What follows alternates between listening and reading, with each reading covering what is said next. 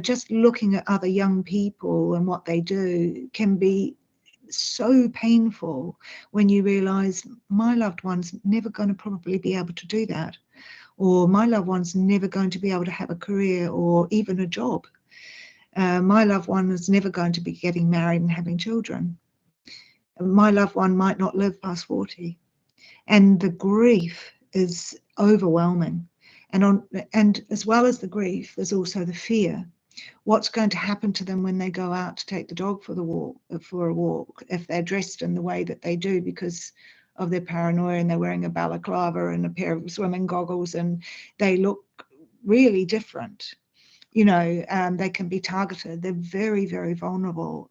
And the fear often is that if anybody finds out that your loved one has this illness or one of these illnesses, that they will be attacked and isolated more and stigmatized more. And I think this is something that we really need to talk about.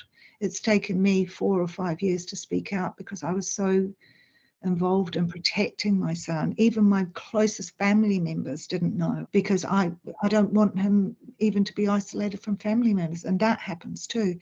Hello and welcome to part 2 of the Carers episode of the Humanistic Community Mental Health podcast. I'm speaking to Penny, who is my guest today. She shares her experiences of caring for a loved one with a serious mental illness. Before we begin, I just want to say that although myself and my guests are part of organizations, any views expressed are our own, and any medical discussions we have are general discussions which may or may not be suitable for your case.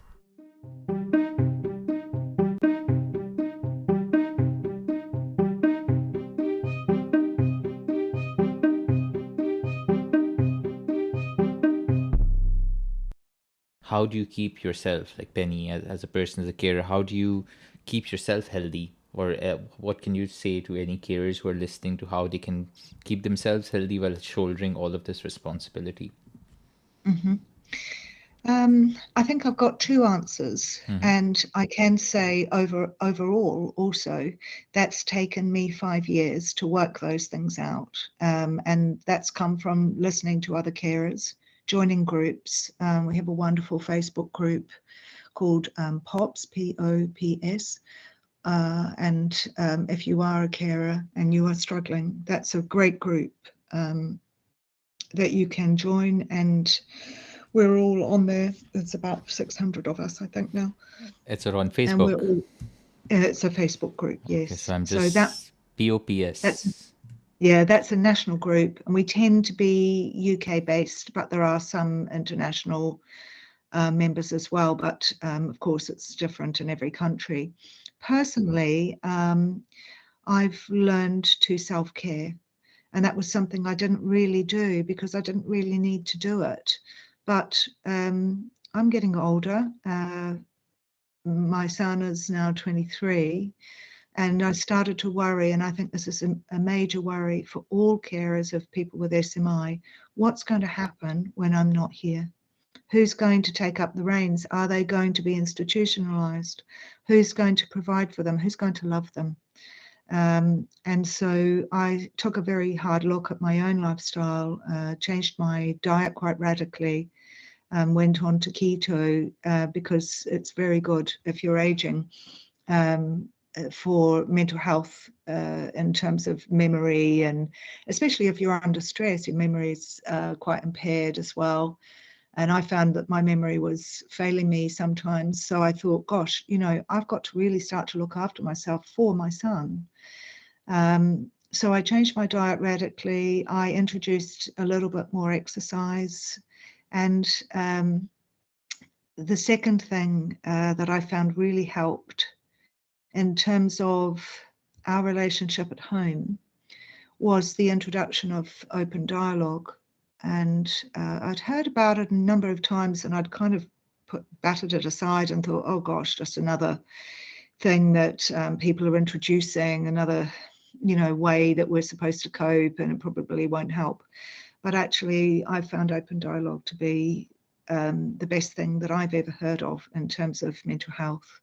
And I started by introducing it in the home. So I spoke with a few people from the trust who are actually carers who work for the trust though. And they said, why don't you try doing the open dialogue thing of just focusing on yourself?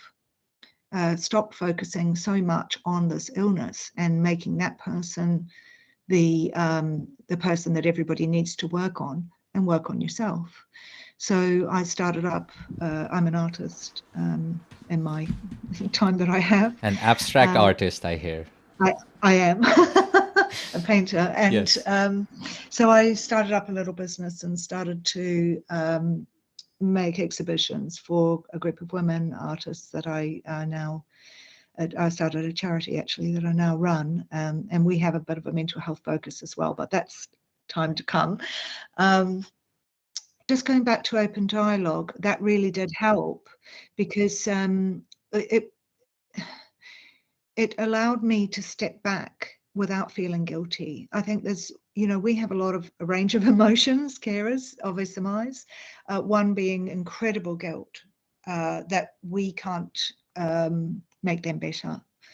And how do we go about caring for them without them getting cross with us? I mean, I've got a 24-year-old son who needs me there full time, and that's not very easy for him. It's not easy at all. That he doesn't really want to be living at home. He wants to be out doing what normal 24-year-old men do, and he's not able to. So how was I supposed to cope with that and still give him the best care that I could? And my only way of thinking about that was to be there for him.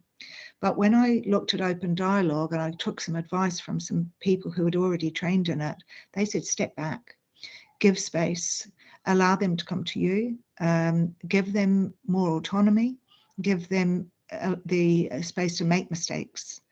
Not big ones, but to have a normal life. And to do that, you need to actually focus on yourself. And I think that brings me round to something that I really wanted to talk about, and I've spoken to my son about, because there's so much stigma with mental health. From even mild mental health, but to serious mental illness is a massive stigma. I've tried to say to him, listen, when you're in a meeting, you have to remember that every single person in that meeting has a mental health issue, whether it's mild or it could be quite severe, and you don't know what that is. So don't feel that everybody should be focusing on you. You can focus on anybody in that room, and that's what open dialogue does. It asks each individual to look at themselves. So it's kind of a reflexive practice whereby anybody in that in that persons, we call them experiences actually, not patients. So the experiences field, that could be a sibling, that could be a friend, that could be the psychiatrist, it could be somebody that they just like, and they can come to the meeting and that person says who they want in that meeting. They can come in and out of a meeting if they feel under too much pressure or whatever they're experiencing, they can go out. They are the experiencer, and it is completely patient-led care or experience-led care.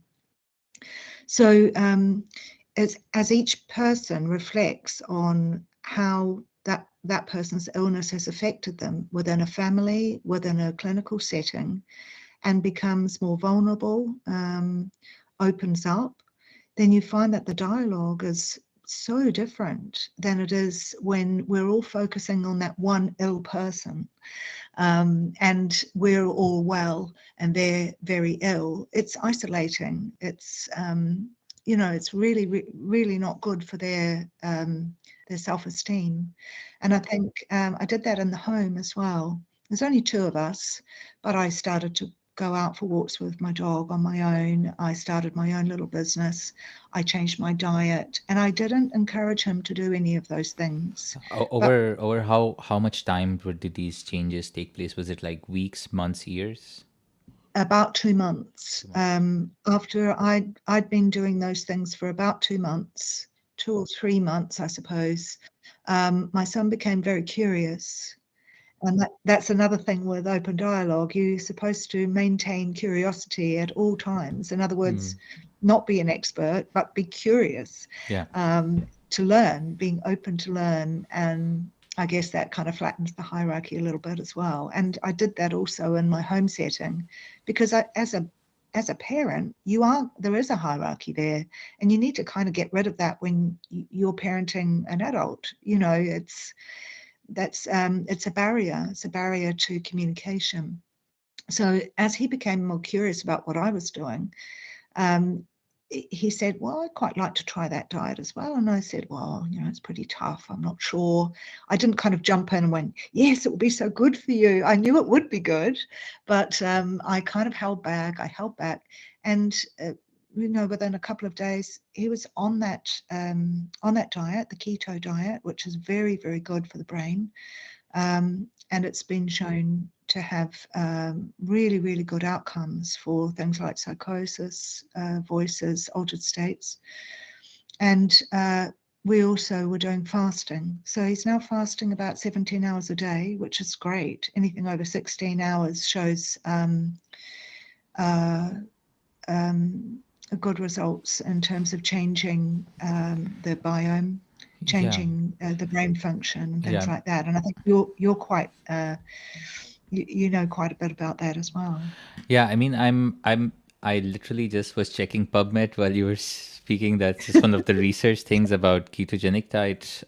So I know. So literally last week we had a teaching on nutritional psychiatry, and there's a lot more data, everything from what the parasites and different bugs in our, bacteria in our digestive system do, all the way to how different foods can improve depression symptoms. So I wouldn't, just from here it says ketogenic diet for refractory mental illness, a retrospective analysis of 31 inpatients. So so it was pretty like feasible, well tolerated, and it improved depression and psychosis symptoms according to this study. I mean, we're not Oh, just for the listener. This is not a psychiatry treatment podcast. Okay, we're not advocating for anything. Talk to your doctor for your own situation. But it's interesting. But I think definitely the diet. or talk to another carer, because often we are asked to speak to doctors about things, and often we talked earlier, didn't we, about the mind-body split. When you're talking to doctors about somebody with an SMI, say I went to my GP, my general practitioner, to talk about an SMI, they have very little understanding. They have a very general understanding. Even clinicians such as yourself may not have a home experience, so be an expert by experience. So actually talking to a doctor about what you might eat, you might need to talk to a specialist doing what you've just been studying, which did you Yeah. say, sorry, what was the So term? nutritional psychiatry. So nutritional Yeah, psychiatrist. So it's a developing field now. And I say bring it on. yeah, I mean, it's interesting because like even from my own like back, I'm from Pakistan originally. So any of the patients I saw there, they would always like ask, it's like, okay, what should I eat? And even some of the depression and anxiety symptoms, they revolve around like the tummy or stomach, like, oh, I don't feel hungry Mm, is very mm, common, or someone will say he used to eat so well, they stopped eating or something like that. mm. So even the person during my teaching who was teaching me, even she was from India. So there is in different cultures definitely a big onus on diet and mental health and some of that.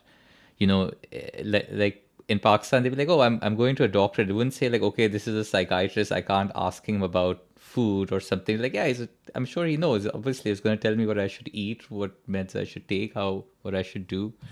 Gosh, So it's much more, I guess, maybe holistic. holistic, yeah. And I'm so sad that we don't have that much crossover between the mind body here. In fact, the split is a massive chasm between a mind doctor and a body doctor. And we find that just in personal experience, finding it at the moment, my son's been suffering terrible seizures. We think is probably the side effects of his medication, his antipsychosis medication, which is a sedative, basically. I mean, you'll be able to talk about medication better than me, but that's kind of the outcome that we see is sedation.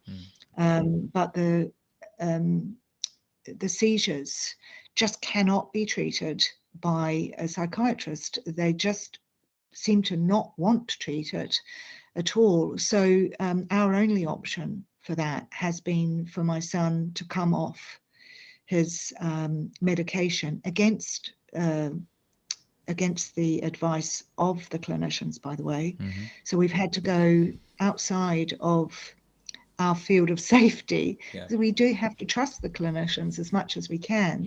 But because his physical health was being so neglected, and it's his choice at the end of the day. And he said, okay, if we can't titrate down, which means reducing medication clinically, 10% per month, if they won't do that, which they wouldn't consider doing it, then I'm going to just stop. Now, I wanted the titration because as a carer, I want the best for everybody, particularly in our home. And I was worried about what the results would be of just stopping.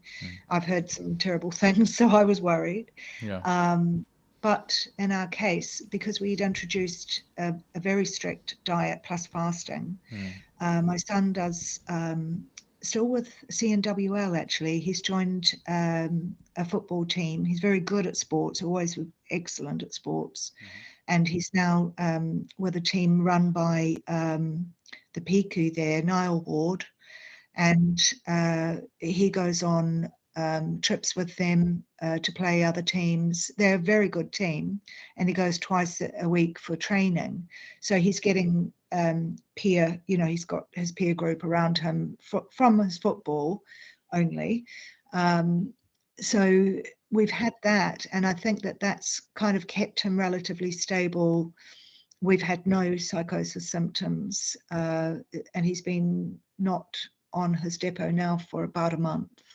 So, fingers crossed that continues. Yeah, I wish on the good things for your son. It sounds like you're very proud of him. And his I am. I'm extremely proud of him. Okay. He's been through so much, things that no human being should go through. Some things, as you heard earlier, no human being should be put through what he's been through.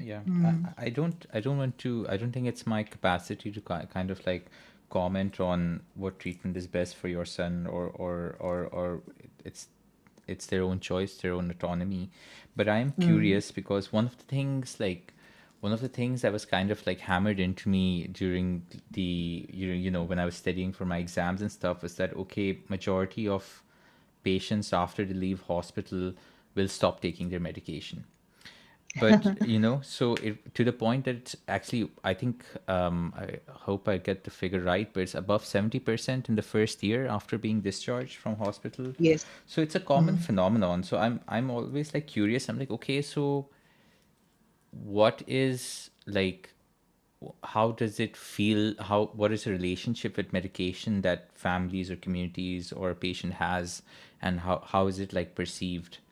Like, it sounds simple to go, the kind of oversimplistic definition is that, okay, once you start becoming well, you think you don't need the medication anyway, and then you stop and then you relapse. But I think that's an oversimplification. What we found with psychosis medication is that they don't always work, and they don't always work for very long. So they might work for a short period of time. And I think when somebody's really florid, when they're very ill and it's very obvious, they definitely need, just as you would with a physical thing, you definitely need some medication to come down to a base level where you can then, start again almost. But with psychosis medication, there's a tendency in our experience for it to continue and to continue and to continue. And if it's not working, it gets changed to another antipsychotic. But after that period where you've continued, you've tried 3 to 5 different medications, by that time, you don't know what is causing the symptoms. And quite often we've found that the medication is causing the symptoms. So it's it's a black hole.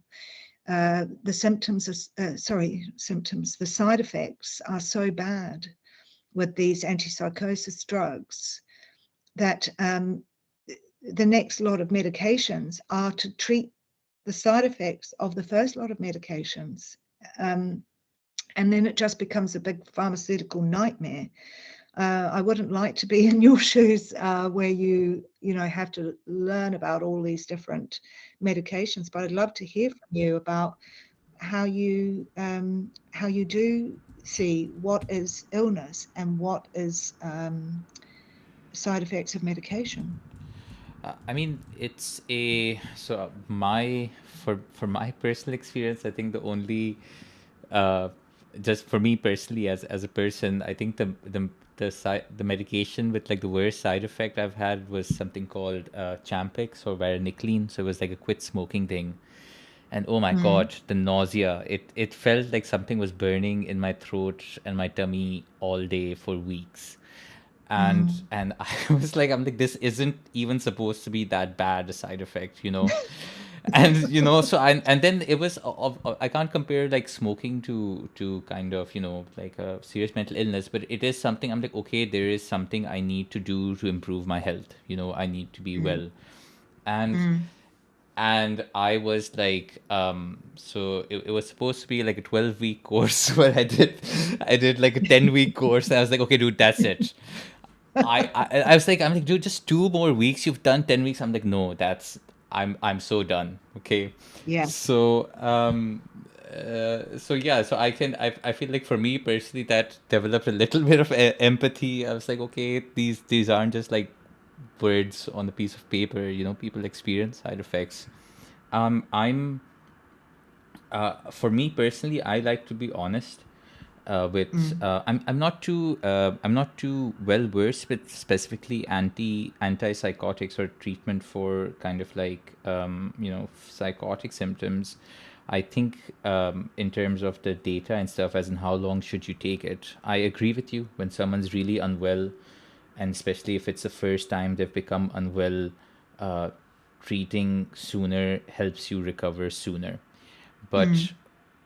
a lot of these medications, specifically like olanzapine, is an example, it starts Mm-hmm. changing your blood sugar within 2 to 3 Mm-hmm. months, and then 10 years later, you start developing stuff like diabetes, heart Diabetes. problems. So I'm like, Mm. what am I doing here? Like I'm treating one Mm. thing, but I'm, the mind body thing that you were talking about. I Yeah. Some of the common kind of maybe defense against that argument is usually that that's the best we have, and a lot of the psychiatrists don't want to admit that they don't have the best drugs there are. As in, this Yeah. is this is good for, like you said, I think clozapine was in the 50s or 40s they started using it, which is a really like the hardcore badass strongest antipsychotic we have. If everything fails, we use clozapine. But even that Yeah. was like, it's over 70 years old, I think. Yeah. And it has its own problems. So It so has some blood problems, doesn't it? Isn't that the one that they have to have a lot of blood blood tests tests, every week? yep, every Yeah. week. So it is safe to a degree. I think all medicine has its place, but then I I think doctors should be honest with themselves about and to their patients about at what cost, you know. So yeah, I think, yeah. Just going back to you in your smoking difficulties, this is really interesting because I don't know if you've read, you probably have read the recent reviews of the medications, and that some of them are or maybe all of them, are affecting the brain in terms of compulsion. So that things like smoking, eating, gambling, all of those kinds of things that are become compulsions or addictions are exacerbated with antipsychotics. So it then becomes behavioral. So you've got behavioral problems on top of mental health problems. And then, of course, physical problems, because if you're addicted to eating sugars, which many, many people with psychosis on antipsychotic drugs are, they're addicted to sugars, they're addicted to, and compulsively eating, takeaways, all the things that we know are very, very bad for our bodies and our health. And it's being caused by antipsychotics. And it's causing things like diabetes. Diabetes is so prevalent with people with psychosis, and it shouldn't be. But it's to do, I think, in my own opinion, and it's only anecdotal, but I think it's to do with compulsion that's caused by the antipsychotics. What's your take on that? I'm not sure. I feel like it seems interesting because I always think like there are always certain things which are common to individuals with serious mental illness, and then but we don't necessarily know why. Like for example, majority of people with schizophrenia smoke. Yes. And we're like, okay, or they sometimes they have like they want to drink a lot of water, or like you said, carb craving and things like there's particular tendencies, but I'm like, but why? Why is it there? So I'm not sure if it's just my lack of knowledge or if it is something which we don't know yet. But from what you're describing, yeah, I could maybe do some reading. That's an interesting it's an interesting it makes logical sense from what you're describing. Yeah. The carb craving is really interesting as well, isn't it? Because I've noticed that across the board with all of our carers in the group, they all talk about this carb craving, that they absolutely want carbs all the time, takeaways in particular, Yeah. fried food and all of this kind of stuff, and of course, weight gain. Yeah. It's always attributed to the antipsychotic, but I Yeah. wonder whether it's the carb craving. I mean, it antipsychotic does like if maybe you and I, assuming that we're not on antipsychotics, Mm. when we have a satiety hormone, so once you're full, then we stop eating, But Mhm. one of the side effects with things like I'll just use olanzapine, a typical kind of antipsychotic as an example, Mhm. it stops that satiety hormone from being produced, or it stops its action. So basically, your body doesn't know that it's full, and when you're hungry, at least when I'm hungry, I crave like French fries or crisps. So I'm not saying that that's the best healthiest diet, but at least the craving is there at immediate, like carbs. Yeah, But then if you eat the carbs and you're still not even getting satisfied, the satiety from it, then you keep going. you're going to eat more. Yeah. Mm. So yeah, so like I said, I don't, it's easy to say to do some exercise programs and diet and stuff, but it does take some willpower, just Yeah, and I think when it's caused by medication, actually, it's not even about willpower. I think with all my son is incredibly strong-willed, uh, incredibly, and all of his doctors will attest to that, yeah. and probably his nurses as well. Yeah. But with all the will in the world, he cannot stop smoking, and he really wants to stop smoking. But what he has been able to do with his willpower, and I've asked him to put his willpower to the test, is the fasting and cutting out carbs, complex carbs and sugars. Yeah. And it's interesting that when you cut that out, it actually also does reduce in our small sample, Yeah. it does reduce the symptoms, the psychosis symptoms. So there's some kind of correlation This there, I sound think. you sound a little bit like my mom when I my mom Sorry. my mom, no, I'll tell you why. She says She's like, whenever I tell her I'm struggling with this habit, it could be anything from like, not eating well, to smoking, to whatever. She's like, beta, you should fast. I think for her it's more of a religious thing. Like she's like, you should fast and seek help from God. Oh, And I'm like, okay, mom, but just the fasting thing reminded me. But yeah, it's it's it's definitely. interesting though that fasting Mm, it does have a long history of being a religious practice, but yeah, actually, I mean, we certainly haven't done it as a religious practice, yeah. but as a health practice, Mm, even for myself, I mm, can't believe how long I can go without eating, without being hungry. mm, It's quite incredible. mm. And they say that with a 72-hour fast, you're actually changing your molecules, like Wow. in your body. Like it's quite incredible as a cleanse, as a kind of and maybe it is a spiritual cleanse as well. Mm, But I think coming back uh, to experiences, yeah, if fasting is helping, do it. It's not taking medication, but if it's helping, do it. I'm kind of for, if it works, do it. yeah, And yeah, yeah, yeah, and certainly in our family, yeah. it's working really, really well.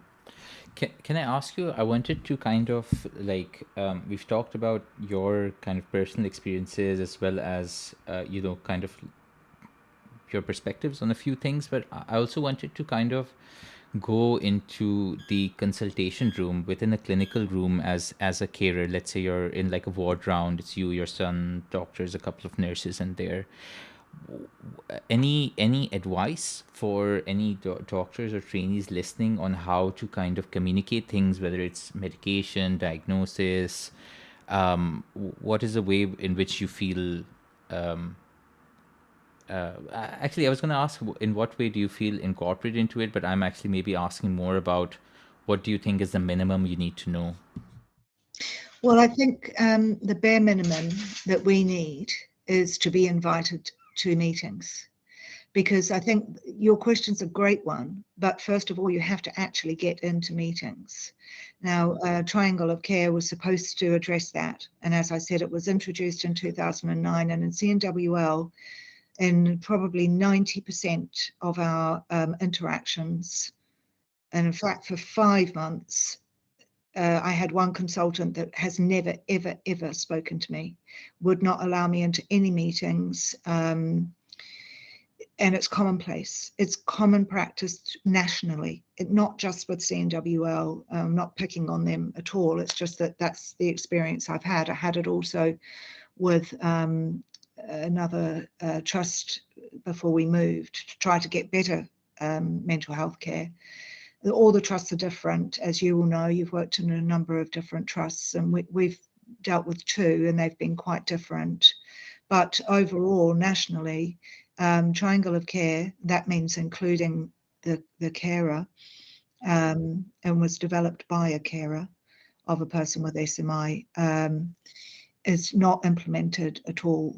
So the first thing I would say to a doctor is, you are wasting your resources, because your best resource here is the person who knows your experiencer Yeah, I think the best. yeah, I think it depends a little bit on clinician to clinician as well. Like from the Very doctors, much.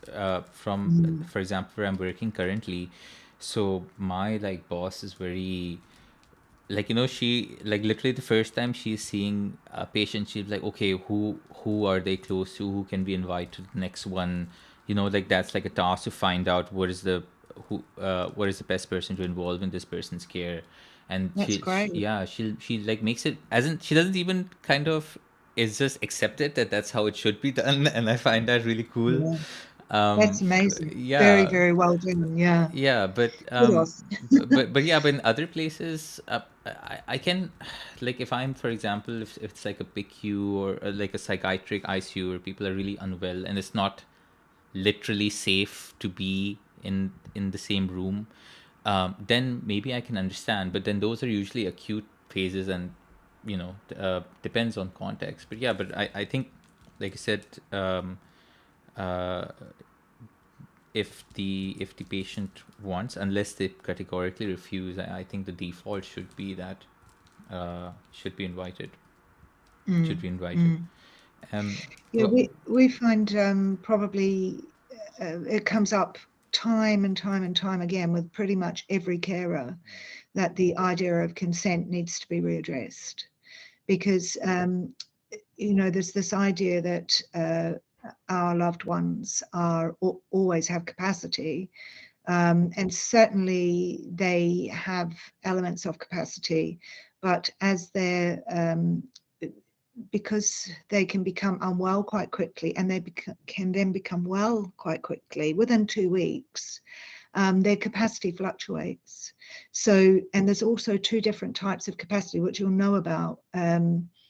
But for listeners, there is legal capacity, and then there's also medical capacity.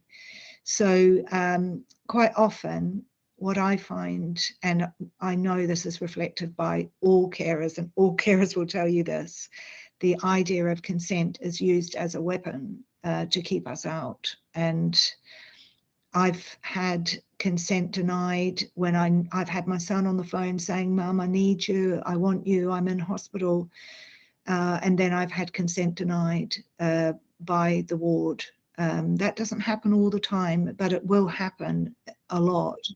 When I addressed this after he came out of hospital, and I had got written consent, because they won't let you near them to get the consent either, which is, like it's used, it's weaponized, definitely. To what end, I have no idea, but it's certainly not a good end for us. But when I went to the community mental health team and I said, "Listen, I can't even get consent to talk to our GP, and it's ridiculous because we've got these seizures happening. I need to speak to the GP." Our nurse looked at the paperwork, and consent had not been changed since 2014, and this was just a week ago. So when it comes to things like paperwork, consent, capacity, all these legal terms that come with under the Act, carers are left out in the cold. And I think it's something that, the medical profession could possibly look at in terms of making sure that consent is asked for. I've spoken to an expert on this who was a mental health nurse. She's for over 20 years. She said it should be asked for every week if it's been withdrawn, but it should always be assumed that the carer, the main carer, the nearest relative, which is the legal term for the one person that's supposed to be involved with support and oversight of medical records, it should be always assumed, but it should be checked every week or more. But to not check it and to not write anything down since 2014, you can see how it can be weaponized at any time to isolate a patient. And isolation is obviously, under open dialogue, isolation is the worst thing. And we all know it's the worst thing that you can do to a person. It's the highest form of punishment. okay, so so you've been uh, your son has been asked for consent. He has hopefully also agreed, and you're invited to a board round. One question I always like, just for my own personal understanding, I I'm always like, okay, if I want to talk to the carer alone, Mm-hmm. and also with the patient, and sometimes it gets a little bit difficult because it's like, okay, especially if you're a bit paranoid, then you're like, okay, why do you want to talk to this person alone, Yeah. like, why can't you Mm-hmm. talk to them in front of me? But I'm like, I'm sure, but like, I like, in my head it's going on that, okay, once you leave, you will continue this relationship with your mom or your carer, and then they Absolutely. might remember it and be like, hold it against you, or it's kind Yep. of, you have to maintain that relationship while also saying things that they don't want to hear, but that are difficult for them to hear, perhaps, or not the right time for Yep. them to hear. So Yep. any suggestions or out of that kind of dilemma? Yeah, the suggestion came again out of open dialogue, and that's why it's a ray of sunshine for carers. Nice. I think I'm totally gonna They, train on that after this recording. I feel like um, you almost sound we have a happy say, talking about it. Yeah, yeah, yeah, yeah. Well, yeah, we have a saying in open dialogue. yeah. It says nothing about me without me. Now, I Hmm. was offered with this one consultant who wouldn't speak to me at all, or at least in ward rounds. Mm-hmm. And I am a nearest relative, so I'm entitled to be invited. And my son definitely wanted me there. Yeah. Had no support. Um, I got a phone call from a nurse saying, "Oh, the consultant's prepared to speak to you on your own," Hmm. which means it doesn't go on the ward notes. It doesn't go on the notes. So for myself, I like to be very transparent and open, and I think it's the best way to be. Although you sometimes need to not say things, especially with a loved one. But I declined that meeting on that basis. That's that's going to damage my relationship with my carer. Sorry, with my son, who's an experiencer. Under open dialogue, we're called holders, and we hold space.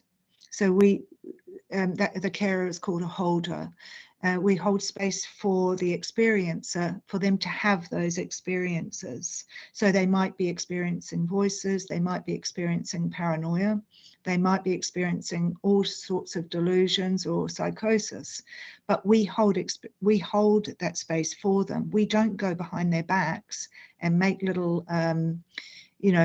conversations that they're not involved in. It's nothing about me without me. And that's why open dialogue, I know that CNWL are trying to roll it out. Gareth Jarvis is one of the directors of CNWL. He is leading the way in that, but in practice, it's going to be very, very, very, very hard because often people do not want carers to be involved. They do not want the hierarchy to come down. They don't want the leveling. They want to hold that position of power, I think. I think it is a power issue. Um, I think it's uh, kind of a little bit about. So I've attended a few kind of what's it called, maybe quality improvement, like yeah, conference and stuff, and yes, you can have the best plans, you can have the best strategy, you can have all the resources in the world, but you need a culture shift as well. You need certain people to kind of like take the lead yeah, and kind of incorporate it slowly but surely, yeah, because it's kind of a systemic change that's needed, and that's until I myself personally believe that this is good, I'm not going to do it, you know. exactly, So exactly. Especially if you are in a position that you're in, because you're very highly protected. What you say goes. Everybody's looking to you for the answers. Okay, it is a lot of responsibility, but it also means you have an element of freedom. But I think that the trade-off of that is that the person who everybody's acting on has no freedom. They don't even have freedom over their own or choice over their own body. And that includes the carer. Keeping the carer out ensures that hierarchy continues. And I've just got so much respect for you in doing this podcast and being so vulnerable. I mean, it's amazing. And what you're doing is open dialogical practice. thank you. I can't take all the credit. I have had some good teachers here and there. um, but no, that's very kind of you to say. Actually, what you were describing, just again, from the time I spent yesterday, there's also this something from Healthcare Improvement Scotland, and they have these. They call them person-centered interactions, but it kind of they have like these 5 principles of must do with me, and I think it Mhm. might be kind of open dialogue, maybe in a different packaging, because it has things like Sounds like that. what Mm. matters to you, who matters to you, what information do you need. Number 4 is nothing about me without me, and number Ah, 5 is personalized contact. um, yeah. so it rings familiar. It sounds very similar, actually, doesn't it? Yeah. Excellent, excellent. So yeah, We it. had a, Mhm. sorry, uh, we we had a wonderful woman from down south speak to us in our open dialogue group, which is run by CNWL, and it's to try or to work towards rolling out open dialogue. They had, they're kind of in the forefront. I think, I can't remember their trust, but it was on the south coast, I believe, and also Nottingham is quite in the forefront, and we haven't heard from that lady yet, but what they've got is an outreach group. So this continuity of care is really important. And they said they've got a small outreach group. I think there's about 8 people, and they practice open dialogue with all of the patients in the community, which is a lot. But what they're saying is, rather than them use the home treatment teams or community teams, people are waiting because they only work, they're only funded to work 5 days a week, kind of office hours.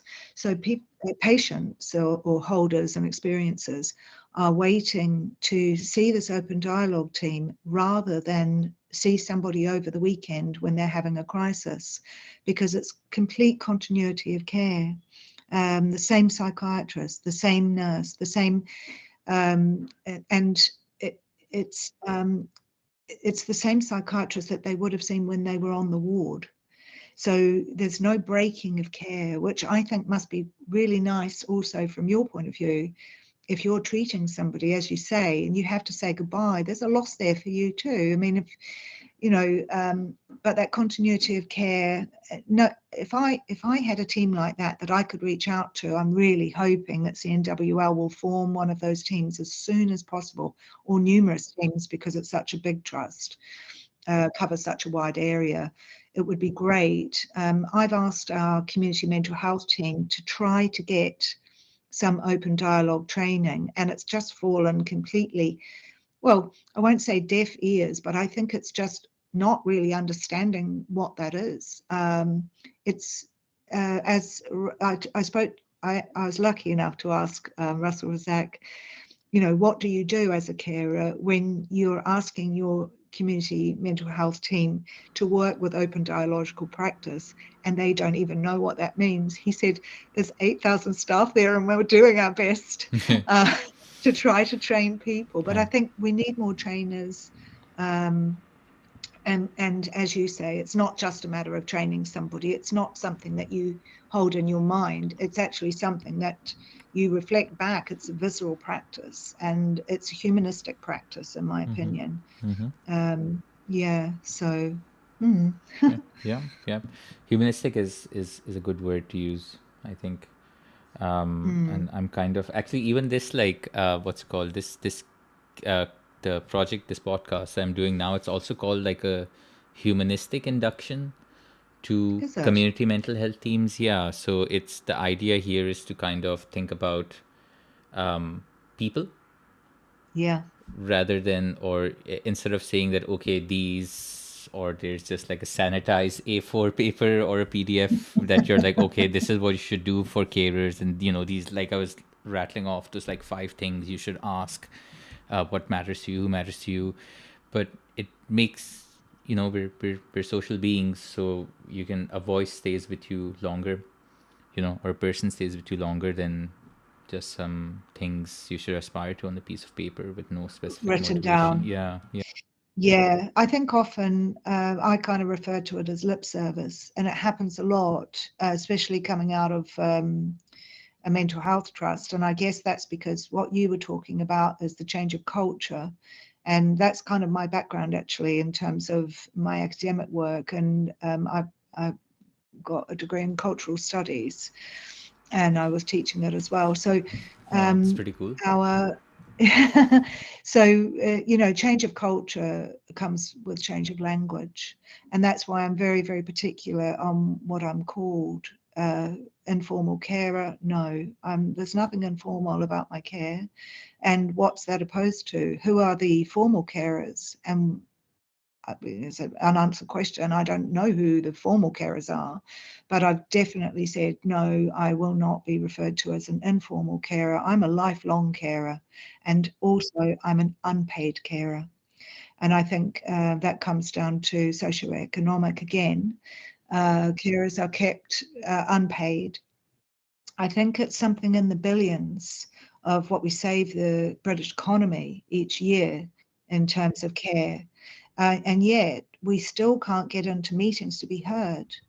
I feel I'm in a bit of a privileged position because I've been asked to go to meetings now, and I know some Yeah, carers so in our group just to give you a do so do that. yeah, just to give you a fact and figure, 162 billion, the value of unpaid care in England and Wales, according to new research. They call it the second NHS.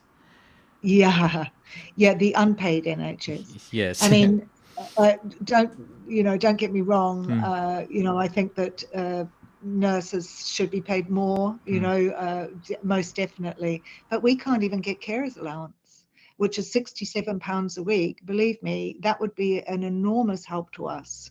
I would love to be able to train fully in open dialogue. I'll never be able to afford to do that. But I feel that, that could help my family, that could help other people with psychosis, that could help, people within the medical profession as well, but Why do you say yeah, that you don't have a carers allowance? That's number you mentioned. Was it £64 per week? £67 a Six week. six seven pounds. Yeah, it's carers allowance. That's just gone up, by the way. It's been kind of minimal. I didn't hear about it actually for a very long time until I got in touch with Carers Network. Now that was kind of 4 years in. So, but it turned out that I wasn't entitled to it anyway, despite being, I think you have to do 30 hours a week or more of caring, which is kind of, most carers of SMIs would just laugh because, it's our entire life. I'm not sure even how you prove something like that. But yeah, it's £67 a week. But if you're on a benefit, which most carers are because your caring is full time, some people can manage part-time work. I manage work where I can manage my own time, so I don't have a call on me. Um, but most carers are supported on a benefit, which is minimal, especially if you live in central London. It's very hard to live on. And of course, your loved one also will be supported. So you're on the poverty line, really, but we still cannot get carers allowance because we're on a benefit. And I always say we're too poor to be paid. In every single way, nobody thinks that we are valued enough to be paid. And this was one of the submissions I made to the government when they did a call out about what could we do to help carers, how can carers be helped? And I said, for goodness sake, treat us like professionals. We're like multidisciplined professionals, and it's not as though we even want the job. We kind of got the job foisted on us, and we have to do it, and we have to do it for the length of our lives or the length of our loved ones' lives. And that can sometimes be very short. So we're not just professionals, we're also dealing with personal grief. We are caretakers, we are cooks, we are, every Also profession kind of that you like, could think of. yeah, it's also kind of like a, what should I say? I want to say maybe philosophical burden, or maybe even like kind of you kind of your life has changed, and Mm, like you're talking about kind of mourning the loss of the life of someone who's gotten a new diagnosis. Okay, my life has changed now. mm, Whatever I thought is, I'm not sure if that's going to happen. It's the same for carers, that they are also kind of, their life has changed as well, and they have yeah, to kind very of much. they have to kind of accommodate that, readapt, and reflect on, okay, about the whole concept of how life should be lived. And like again, going back to where I'm from in Pakistan, so kind of like the culture is always like, okay, they'll, grandma's getting old, she needs to be taken care of, or yeah, she'll Yeah, say, oh, your mom lives in the same house you are, if you're like a couple or you have a family, and you all live together. So it's kind of like integrated a little bit into a collectivist type of society, while Yes. in Britain it's also almost like it's not that incorporated into culture, just because No, it's a it's not. more individualistic society. So you're kind of, you have to find your own community within a community. Yeah. Yeah, and one of the things I see most, I think, in my groups when I'm reading on the boards and things like that and giving support and getting support is overwhelming grief. Overwhelming grief that their young loved one or their spouse can no longer live in society in the way that you see. Just looking at other young people and what they do can be so painful when you realize my loved one's never going to probably be able to do that, or my loved one's never going to be able to have a career or even a job. My loved one is never going to be getting married and having children. My loved one might not live past 40. And the grief is overwhelming. And as well as the grief, there's also the fear. What's going to happen to them when they go out to take the dog for a walk, if they're dressed in the way that they do because of their paranoia, and they're wearing a balaclava and a pair of swimming goggles, and they look really different. They can be targeted. They're very, very vulnerable. And I think the general population and the media, and the media's got a lot to answer for with this. They, as soon as anything bad happens, it's somebody with a serious mental illness. And of course, people fear, it engenders fear within the population. So there's such a massive stigma that we've got to overcome. And that, with the carer's grief, the carer's fear, and the fear often is that if anybody finds out that your loved one has this illness or one of these illnesses, that they will be attacked and isolated more and stigmatized more. And I think this is something that we really need to talk about. It's taken me 4 or 5 years to speak out because I was so involved in protecting my son. Even my closest family members didn't know. Like I say, close family members, they are not living in the area, so they couldn't Yeah, they couldn't observe. they wouldn't know But unless you told them. exactly, and I haven't told them because I don't want him even to be isolated from family members, and that happens too. In fact, when you go onto the wards, and you'll know this, it's such a difficult job to be a carer of an SMI sufferer that many parents can't cope with it and will just leave them. So you see that a lot. And honestly, my heart breaks when I go into the wards and I realize that some of these people, especially as they're getting older, they have no one. They have absolutely no one. And this needs to be addressed. I think it goes a bit deeper. Like it even goes into kind of the role of how society treats the mentally ill as well, which is like a whole. Yeah. It's like a discussion in itself. Mm. And I still feel that we are, at least for me personally, I do feel a bit grateful that I'm living or working in this field at a time when it's actually kind of accepted to a Yeah. degree. It's not, there's still a long way to go, but then, before, like when I told my dad I was becoming a psychiatrist, he's like, really? That's what you're going to, he's like, that, you're like a smart man. Why are you, you get good grades. Why are you going there? And they would actually have like psychiatry would have like maybe 80% of the seats would get filled in specialties, or people be like, oh, I couldn't get in anywhere, so I, I went to psychiatry. So but Is that right? Goodness. it used to be, but now, like as of this year, it's as competitive as surgery. In fact, we have like there's more people applying than we have seats. So it's gotten more competitive, a lot more competitive. I think lockdown really changed everything, Yeah. and suddenly everyone realized that, okay, mental health is real. It's not an abstract concept. Yeah, it's So not just for the very few with the very serious illnesses. It's yeah. actually goes throughout society, doesn't it? Yeah, but my dad came around though once people in our family, once it's like, like a lot of my family are doctors or they're in surgery actually, and then they Yes. someone well I shouldn't laugh, but someone the from the family would call them that okay, someone is depressed or someone might be experiencing psychosis, and they would be like, thank God we have Hassan, so now they're like, yeah, it's not a bad field, but there's literally no one else. There's no one else in the family who's like, who's there. So I'm like, oh, so I feel like I've also gained the respect of my family with time. So I'm grateful for that. Oh, that's wonderful. Yeah. But it even took them some convincing. But yeah, you can't deny it. It's undeniable that if you are open to the world around you, that's an important segment of society, of our Absolutely. like lived experience. Yeah, absolutely.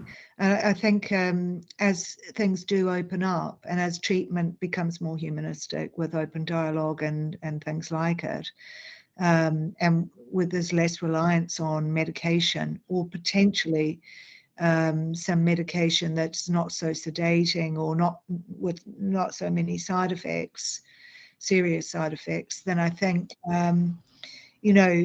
maybe with education that the general population will start to be more open-minded.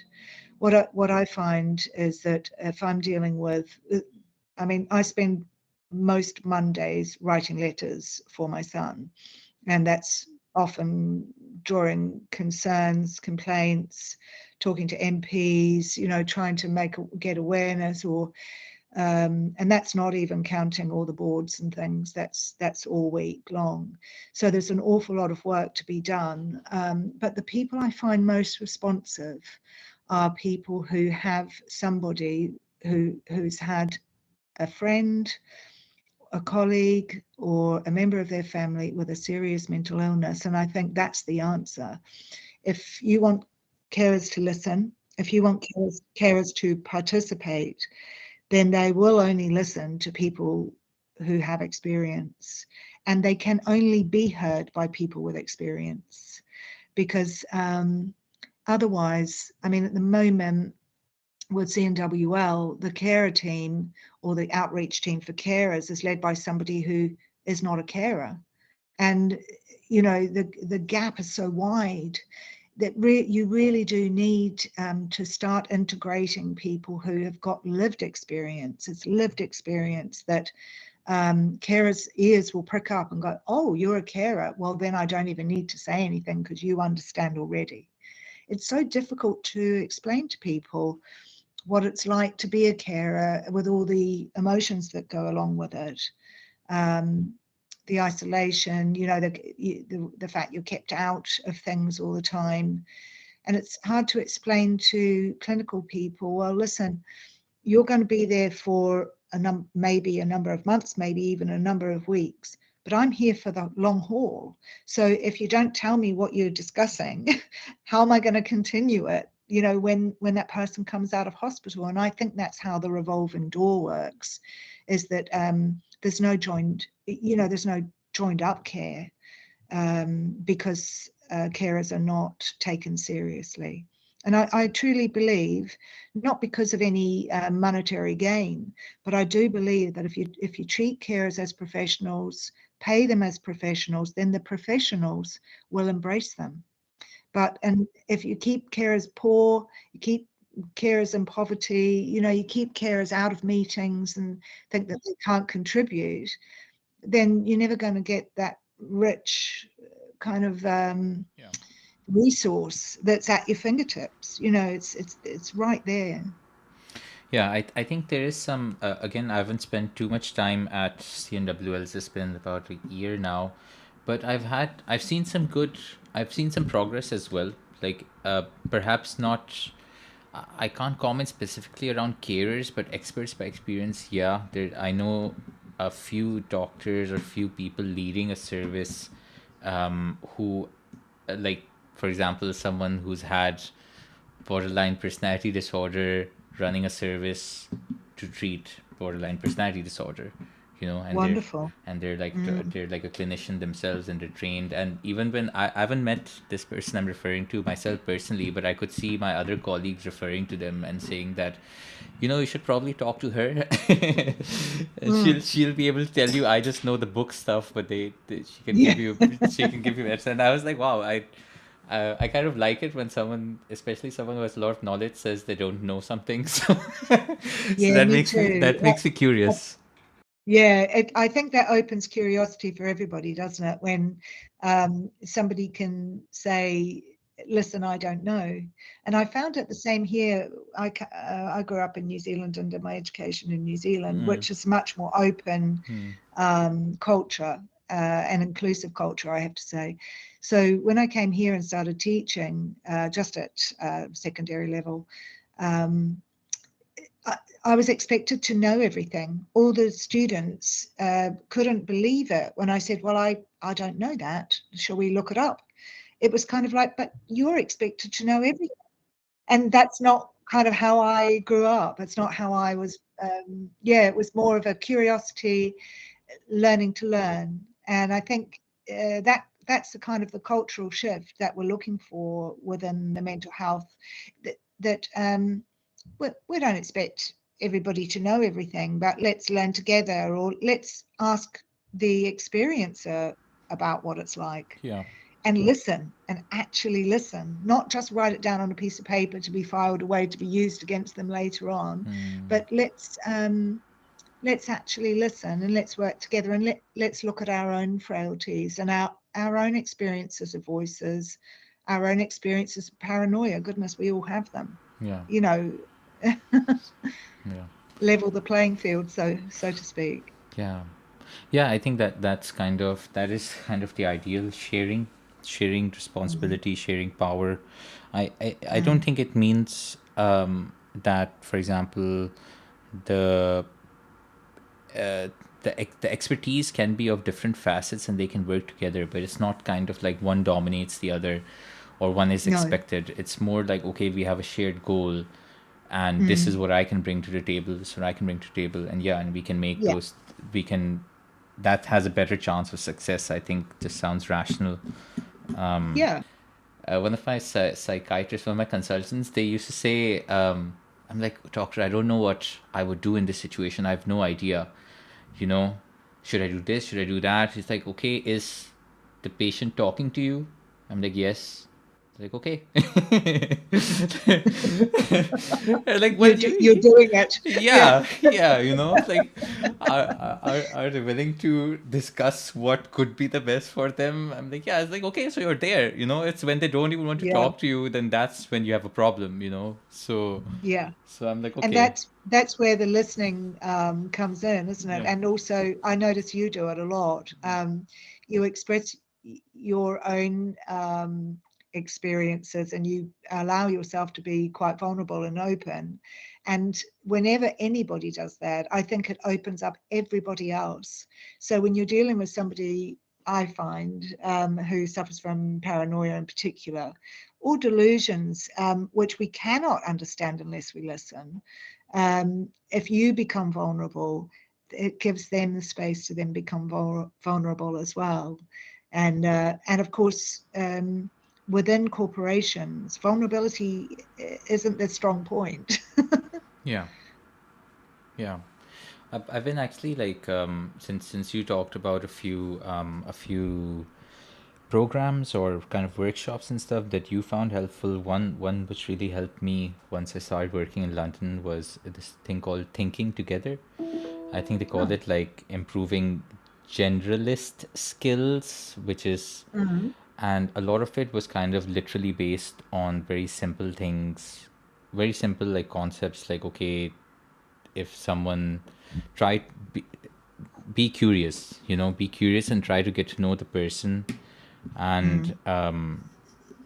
you can't expect someone else to open up to you if you don't open up to them. Yeah. So it was a little bit scary at first once Yeah. I started applying it, but after a little while I felt much more at peace, because I don't have to pretend to be someone I'm not. I can just be Yeah, myself. I can be yeah, myself in the clinic. I can be myself at home. So mm, so that makes life comfortable even for me as a doctor, that I can be honest and have honesty with me. It's yeah, it feels more natural. yeah. I found it's quite confrontational in my meetings with CNWL as a independent carer voice when I do speak the truth. And it's that idea of speaking truth to power, isn't it? Because you are in a room of quite, well, people who represent a very powerful organization, let's put it that way. And quite often when you do speak the truth about what's happened, for instance, on a ward, or, factual things, it's buried, and I think that this is one of the massive hurdles that you were talking about with cultural shift. And changing language, I think, is probably the first Yeah. thing to do when you want to change culture, Yeah. is to change the language around, to help change the perspective. Yeah. Yeah, agreed. I was just literally, when you told me about that degree you did, cultural studies, I actually checked it out. It's very, very interesting. And the major elements of culture are language, symbols, norms, values, and artifacts. That's what Mm. Dr. Google is telling me. Yeah. So yeah, agreed, agreed. Um, I feel like I'm also now getting a little bit tired. Yeah, not, same. not that I don't enjoy a discussion, but I feel maybe we should head towards the last part of our recording, which is kind of just thanking you for your time. And well, thank you very much for inviting me to speak. It's been absolutely fantastic. And I think we've just covered so much ground. And I hopefully have represented all of the carers in the groups as well, who really wanted to be heard today and talk about what our experience is of being an unpaid carer. And, I'm really looking forward to um, listening to the production. I think it's fantastic what you're doing. Really, really good. Thank you so much. No, thank you. I feel I learned a lot today. and it's nice to it's nice. I'm glad I did some reading beforehand, because I feel like I was able to have an informed conversation with you, and I hope, like, anyone listening, they also kind of found some utility and maybe some acceptance, if that's not too high and high and ideal to go for. Um, Yeah.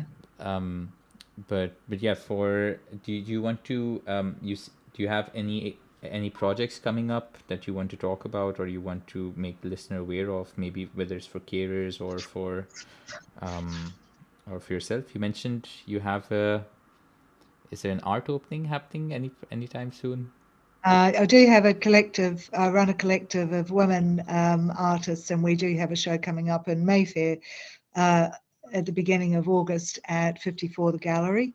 Everybody is welcome to come, and that's really helping my open dialogue practice as well, because I'm juggling about 25 women artists, and I believe me, that is quite hard. But the actual show is not you juggling 25 artists, right? No, No, no. Okay. Oh man, hopefully I'll be in a that's like calmer that. state by that Like, time. yeah, that is impressive. Uh, but okay, okay, cool, cool. Thank you. Yeah, So so we have that coming up, hmm. but also we're hoping to do some awareness raising around mental health, because obviously it's my one of the biggest parts of my life. So with the Carers Network here in Westminster, we're hoping to do an art auction with my artist collective, and also with the Mayor of Westminster. So Carers Network are helping me to put that together, and hopefully I might have a way to be able to let your listeners know about that at the time that we've got that together, because I think it will be great to raise awareness for serious mental illness. And thanks so much.